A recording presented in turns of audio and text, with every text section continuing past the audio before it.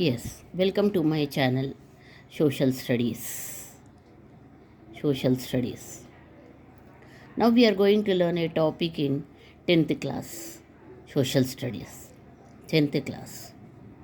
Right? A topic from the lesson Ideas of Development. Ideas of Development. And the topic is comparisons between the countries, between the countries or states. We'll see now. Now first, let us understand what comparison is. Suppose a comparison of students in class.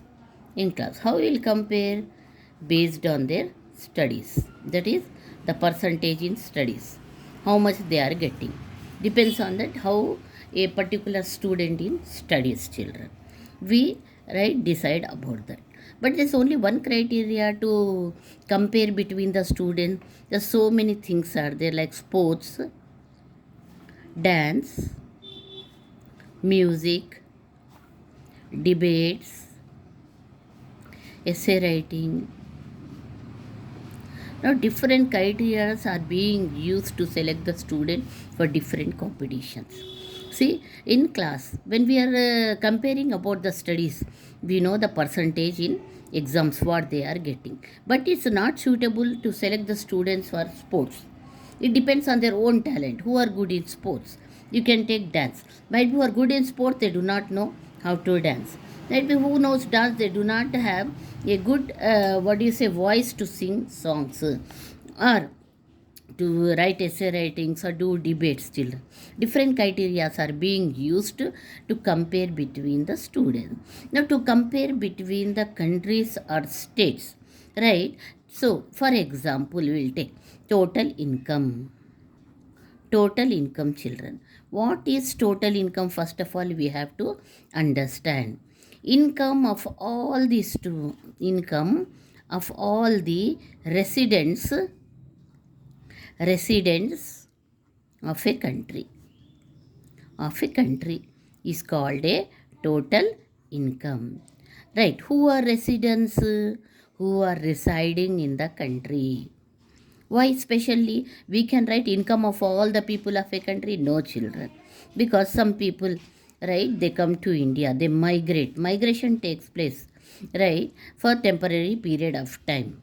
But continuously, permanently, who resides in India, who earn a living in India, they are called as residents of a country, of India. Right. Any country's total income, the people residing in that country. So total income means can be defined as income of all the residents of a country. But why we cannot take total income to measure or to compare between the countries? Because total income, for example, country A and country B is there.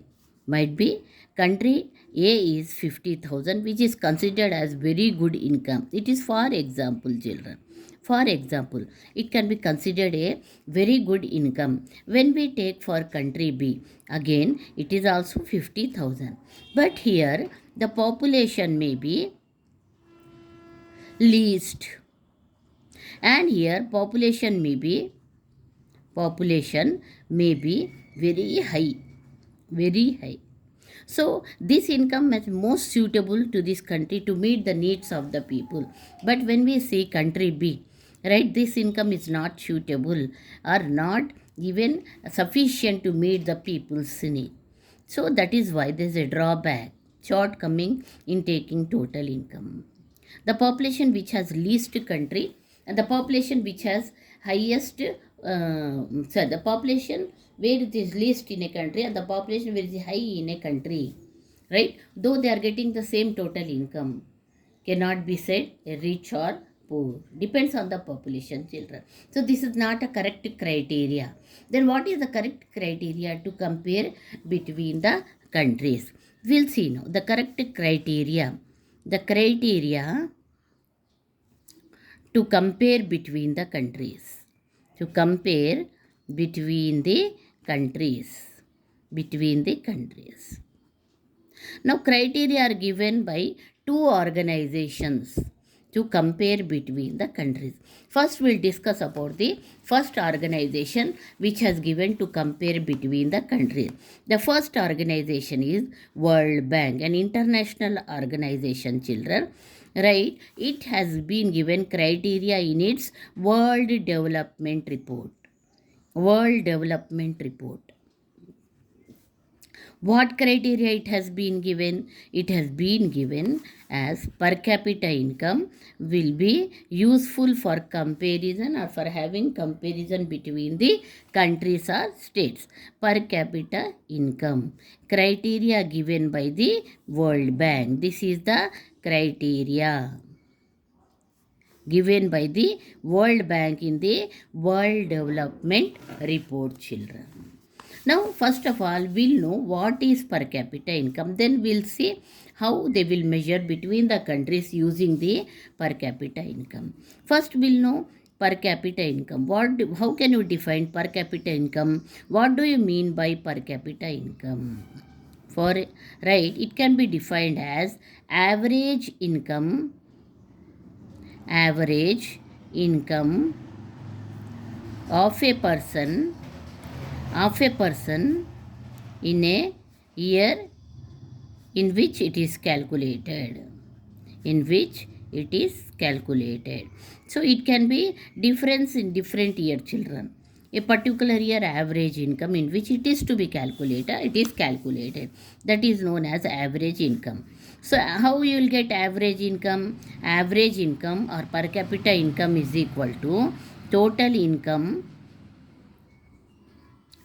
divided by total population, children. Total income divided by total population. They'll get per capita income. That means how much each person in a country is earning in a year. If high per capita income is there, then country is developed. So what is that high per capita income? What is the maximum per capita income they should have? So according to World Bank, according to 2017 report, a country having per capita income in US dollars, per capita income in US dollars, that is 12,055 and above is considered as developed country or rich country. So here, when it is called a developed country, when a person in a developed country having an average income of 12,055 and above in US dollars, then that country is said to be developed country. Next we'll see, second one we'll see, children. Per capita income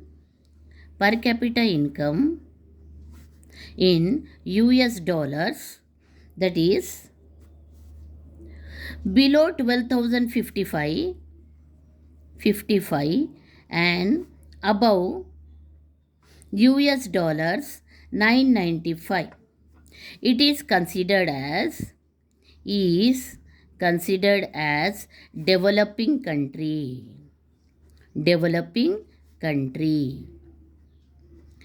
Right? Or it is also called as middle income countries.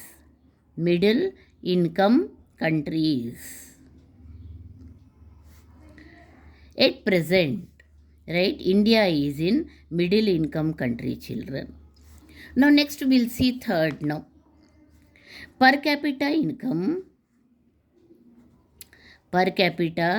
income in US dollars 995 and below is considered as undeveloped country or low income country. Now this is the tool given, that is the criteria or factor which has been given to compare between the countries.